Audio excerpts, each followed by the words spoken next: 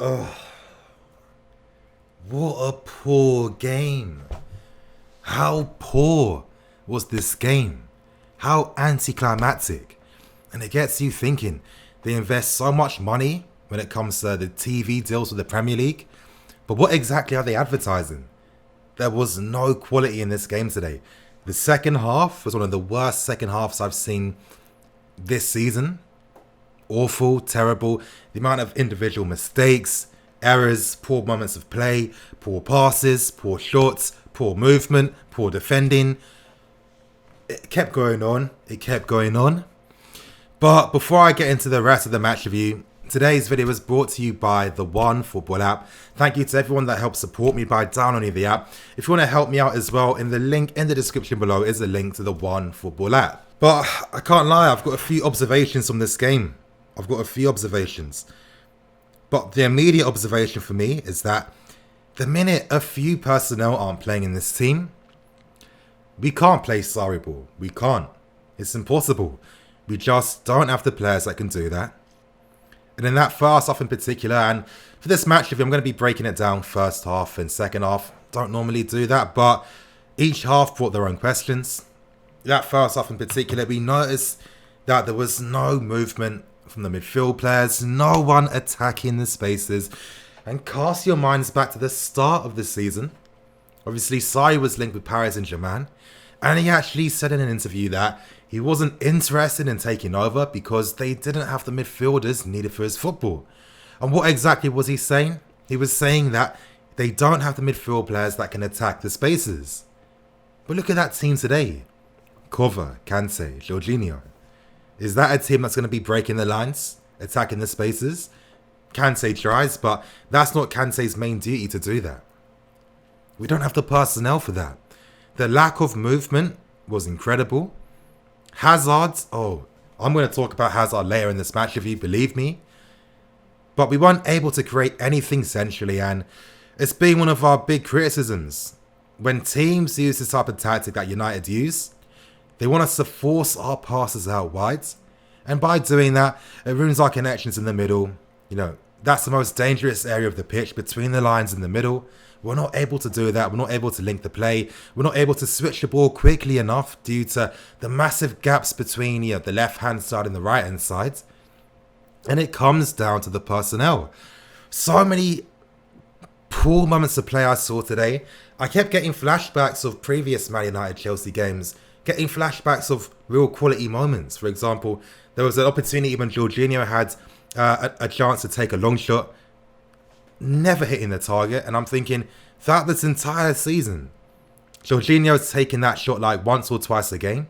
Yeah, I can count on my hands the amount of times it's been on target. And this is what I keep stressing and emphasizing, the lack of quality. We're not on that same level. There's a reason why I'm not overly emotional or angry every single time. That's because I understand the current limits of the squads. I realized very early, and until we get the right squad tailored around this style of football, expect games to be like this every single time. It makes a lot of sense. Kova was very poor in the first half as well, never attacked the spaces. And it just makes it easier for teams like Man United. Now, I'll talk about them just very, very quickly. Everything I said in the match preview is exactly what they did today. Lukaku was terrorizing us, and this is the thing. When you use these mid-block tactics against us, where you keep your shape compact and you stay in the middle, you force us to funnel our passes out wide, force our build-up from out wide. But if you close us down in the wide areas, do that. We're not playing out from that. We're not creating anything. All we're going to do is lose the ball. And it was testament as to why United kept dominating us in the first 15 minutes. And their goal was testament to that. Azpilicueta, so many poor games this season. This half from him was another awful performance from him. Seeing things that I was never seeing in Azpi beforehand. And it's getting me thinking, was Azpi as good as we always believed he was? Because he always had the possibilities of playing in systems where he had a lot of defensive support around him. I'm casting my minds back to Conte last season. You know, Moses and Azpilicueta were phenomenal together defensively. Amazing partnership. They helped each other out so many times. This is why teams never bothered to attack down our sides. And when you come to think of it, Azpilicueta's never really been attacked down his flanks over the course of his Chelsea career.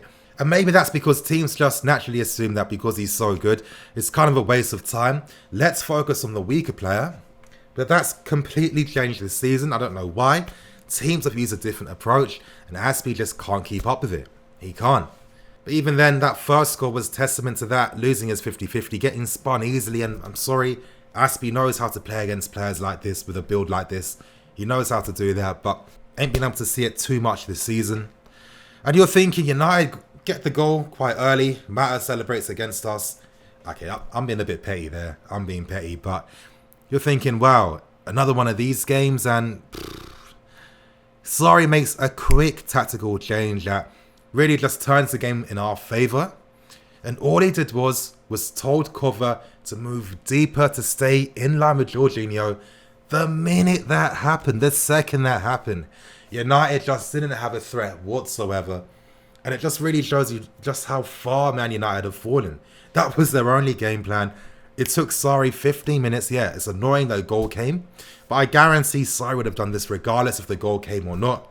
Once he did that, we were back in the game. We were able to beat their press, play out. We were able to, play it out wide as well. And you're thinking, wow, if Ruben and Giroud come on in this second half really early, we're going to flip this entire dynamic of this game. Now, before I talk about the second half, quickly, got to talk about that freak goal scored by Rudiger. And you know what? I was a bit harsh with Rudiger when I was tweeting. I made the distinction that, and it's the same thing I've been saying about the player for a while.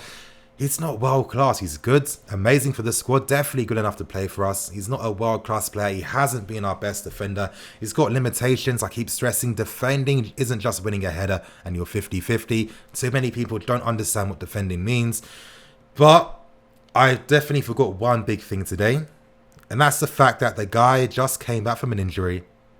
And I have to say, even after that first 30 minutes where he was a bit shaky, he really came strong afterwards. He really grew into the game, started playing on the line more.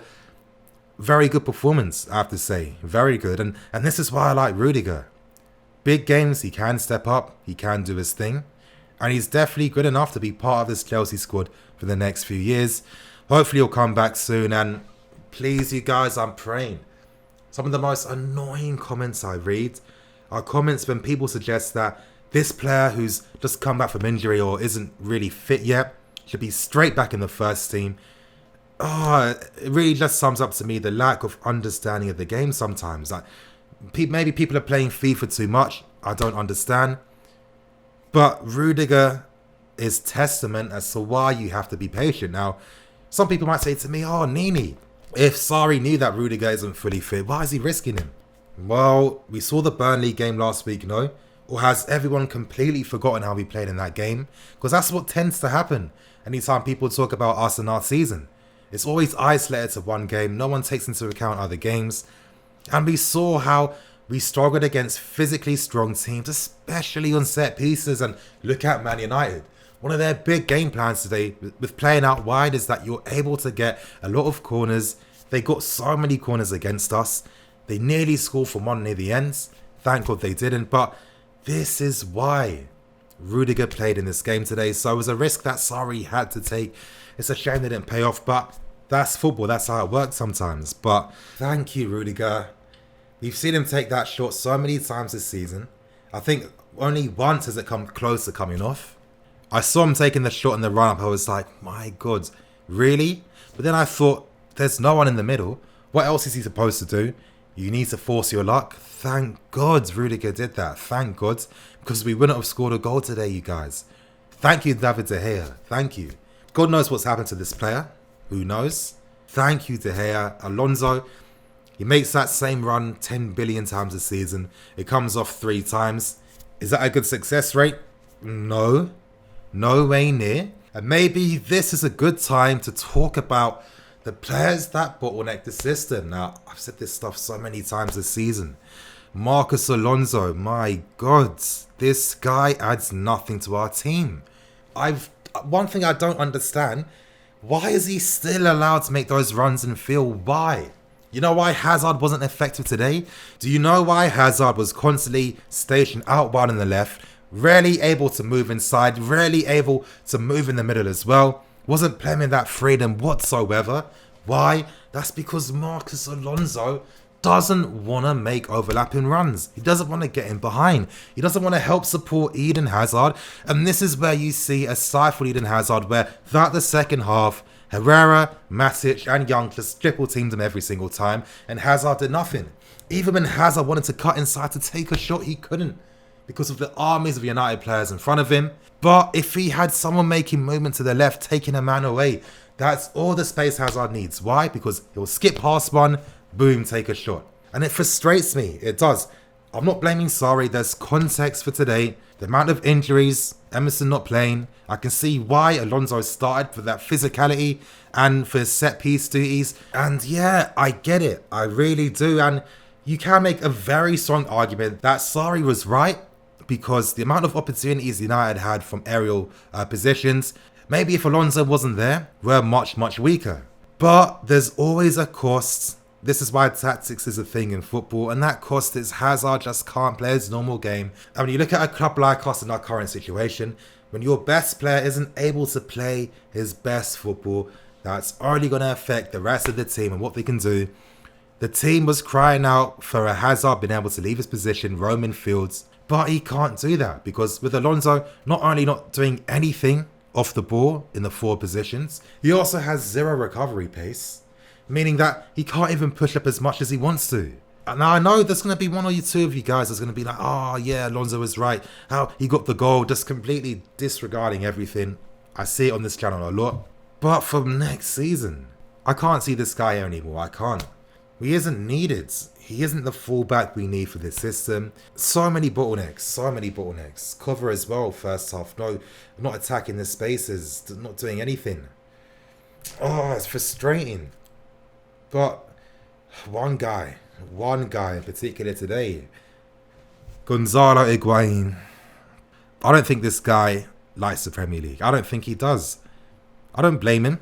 It's not for everyone. I'm not even saying the Premier League is the best in the world and I'm coming from it like with an arrogant mindset. Nah, because the Premier League definitely isn't. But Higuain just isn't up for the fight. The amount of times I saw this guy lacking intensity in 50-50s, not moving into good positions to take responsibility to be the passing option. Poor shots on top of that. Poor. Couldn't hold the ball. Now here's the thing. This was his worst game this season by far. Do I think that he's awful? We need to get rid of him? No. And I guarantee there's going to be so many reactionary takes. I'm guaranteeing I'm going to see people saying guys like Torres and Morata are better. Honestly, people's memories are so short these days. But this was a poor game. And one criticism I'm going to give Sarri is not starting Olivier Giroud. I spoke about the benefits of using him so much. He's a guy that was needed. If you're going to use Alonso, at least have Giroud on so Hazard can link up with him. At least have him on. I still think we are going to secure this top 4 finish, I do. But just games like this are frustrating. Let's be serious, we're fans. Wait for the whole week to see a game like this. I mean, it disappoints. It is going to leave a sour taste in your mouth. Let's be serious. I definitely need to talk about a few more things in tomorrow's 5 talking points video. I mean, there's definitely a lot more to talk about. But if you want to take something from this video, when we don't have the key guys playing, don't expect this style of football to work. It's as simple as that. It's simple. I don't think Sarri's at fault for anything today. If you want to criticize him, not starting Giroud was a massive one. But other than that, when you've got Ruben not being fully fit, his decision to not use Emerson was a tactical one because, you know, Alonso's height was needed against United, against Pogba, Lukaku, Lindelof, all these big guys. But for me, that was the only valid criticism. Before anyone says, Sarri didn't make any changes, he did. He had cover dropping deeper, allowing us to progress the ball from our own half and start to dominate the midfield. Unlucky that Rudiger got injured. I wish that Ruben had another 15 minutes to play. Could have been a massive help. What can we do? You can be frustrated. I'm very frustrated. But with a team like this, a squad that isn't tailor-made for this style of football, what do you expect? Now, it does leave me excited for next season and a bit nervous. I'm a bit excited now with the news of Petr Cech incoming. News that we are looking at the right players like Jovic and Pepe's. But I'm scared if we can actually pull it off.